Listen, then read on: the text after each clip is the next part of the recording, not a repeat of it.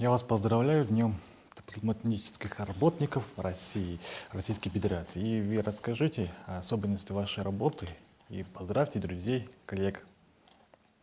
Сегодня российская дипломатическая служба уже в 10-й раз отмечает День дипломатического работника. Хочу подчеркнуть, что речь идет не только о дипломатах, но о всех тех, кто работает в системе Министерства иностранных дел.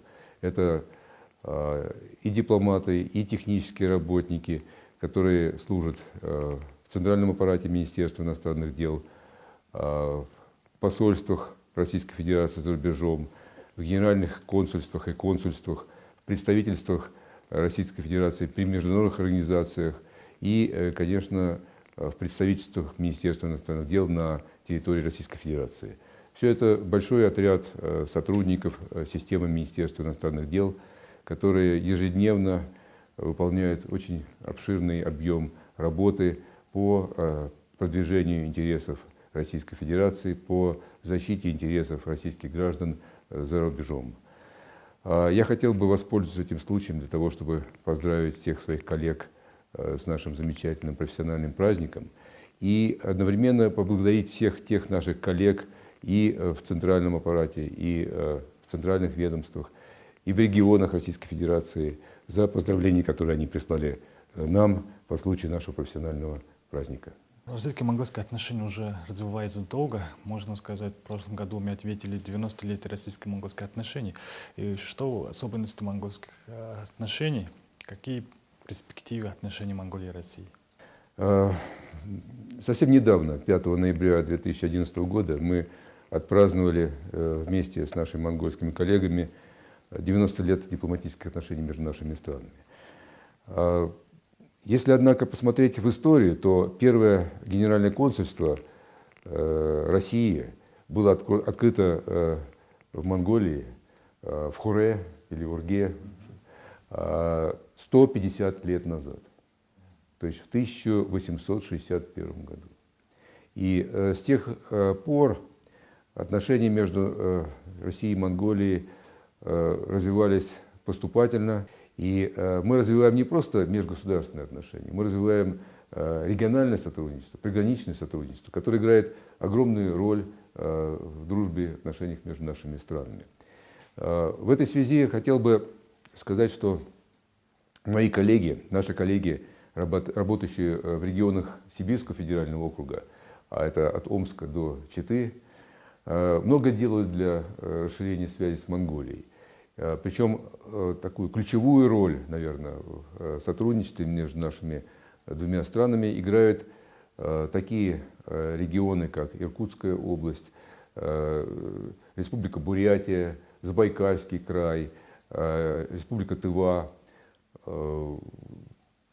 Алтайский край, Республика Алтай.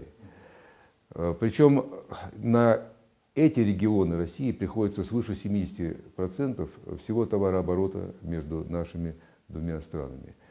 Сейчас Россия и Монголия находятся на переломном этапе. И мне кажется, что сейчас мы вместе определяем вектор нашего дальнейшего сотрудничества.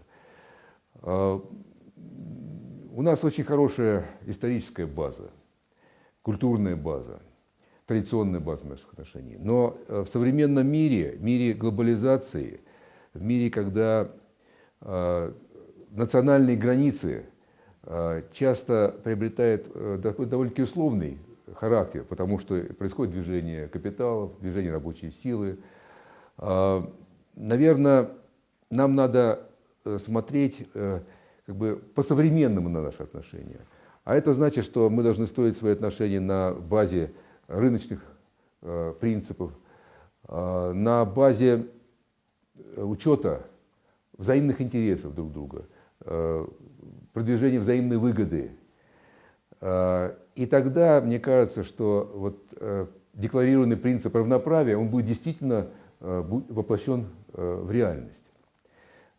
Поэтому мне кажется, что сейчас самый важный такой этап – это направление развития торгово-экономического сотрудничества, приграничного сотрудничества, регионального сотрудничества и, конечно, инвестиционного сотрудничества. Россия готова участвовать в реализации целого ряда важных инвестиционных проектов в Монголии. В частности, мы готовы к модернизации, глубокой модернизации Улан-Баторской железной дороги, а это наше совместное предприятие, к повышению эффективности наших совместных предприятий РДНет и Монголросцветмет и, конечно, в строительстве новых железных дорог Монголии. Я хотел бы обратить внимание, что мы заявили о своей готовности начать работы уже 1,5 года назад. Так складываются обстоятельства, что пока не получается это сделать, но я подтверждаю эту готовность. И, конечно, мы готовы самым тесным образом сотрудничать с Монголией и другими странами в освоении природных ресурсов Монголии. Потому что на самом деле это не такое простое дело, как иногда кажется. Требуются современные технологии, современные стандарты безопасности, не просто извлечения полезных ископаемых, но и переработки полезных ископаемых. И во всех этих сферах мы можем быть надежными, долговременными партнерами Монголии.